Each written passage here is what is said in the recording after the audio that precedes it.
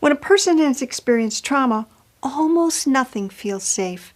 And when someone doesn't feel safe, no amount of talk can convince them otherwise, because trauma is something that happens deep in the core of our brain and body. So how can we work with both the brain and the body to help patients feel safe, particularly when they're not in your office? In the next few minutes, Dr. Peter Levine is going to demonstrate 2 techniques that patients can use to self-soothe and self-regulate. And what's especially useful about these techniques is that you can give them to your patients to use whenever and wherever they are. Let's hear from Peter. When a person's feeling traumatized, is traumatized, nothing feels safe. Almost nothing feels safe. And as therapists, what we want to do is to be able to convey, at least in the smallest amount, an island of safety. That there is a way that you can feel safe, that something has happened to you, you survived it. Now we're going to go back up and pick up some of those pieces that you left behind so you can be whole again.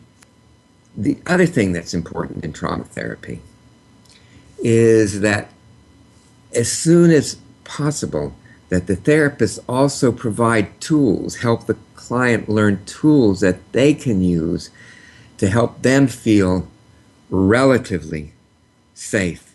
Because if the only place they feel safe is with you, the therapist, then when they leave and then they start feeling, horrible again, terrified, helpless, then sometimes, very frequently actually, they'll kind of shame themselves, what Fritz Perls called the top dog, because you're not able to, they're more dependent, they're completely dependent on the therapist.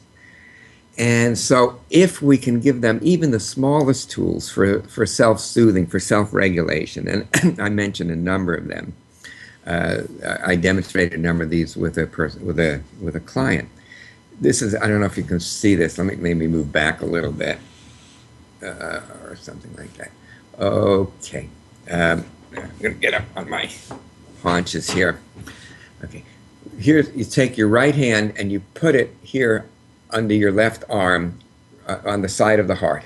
Yeah, got it. And the other hand on the shoulder.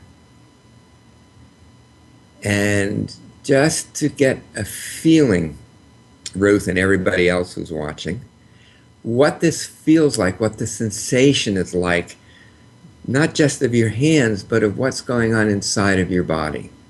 Most people report a settling. What this does, I believe, is it helps us become aware of our container. See, and we'll probably get into this a little bit more, the body is the container of all of our sensations and all of our feelings. It's all in the body. And this is the container of the body, is the kind of the outside of our body, our shoulders, the sides of our thorax and so forth.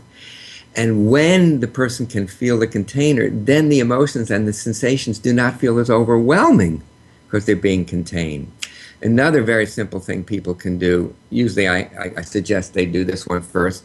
The second one is just putting a hand on their forehead and the other hand on their upper chest. And just to wait, and they can do this with their eyes open or closed, whatever they feel more comfortable with. A lot of people like to do it with their eyes closed, or others don't feel safe enough. To just feel what goes on between the hands. Sometimes they'll feel like an energy flow or a change in temperature or a feeling. And I just ask them just to keep their hands there. It could be just a few moments. It could be 5 or 10 minutes until they feel some kind of a shift. And then to take the upper hand here, keep the lower hand on the chest, and then put this hand on the belly. And again, just wait until there's some shift, till there's some flow. And sometimes people, if they're unable to sleep or they're afraid they're going to have nightmares, if they do simple things like that, They fall into sleep much better, and often the dreams are much more useful dreams. Um, there are other techniques, the tapping, the energy psychology kinds of things. For some people, that works very well. Other people, you can use like tapping. Another thing I suggest is actually literally tapping the skin all over so you get a sense of the boundary, because traumatized people, there's a hole in their boundary. So as you kind of help the body remember that it is the container, then they feel more able to deal with their sensations and their emotions. Also, squeezing the muscles, different parts of the body, also helps with boundary, sense of boundary. When the nervous system has been hijacked by trauma, it's crucial to resource patients with these kinds of body-oriented techniques. And when we do that, we're giving patients the tools they need to feel safe, not just when they're with us in our office, but also so that they can restore their own sense of safety between sessions. Now I'd like to hear from you.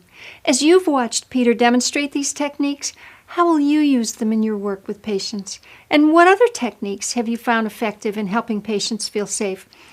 Please leave a comment below, and thanks for watching.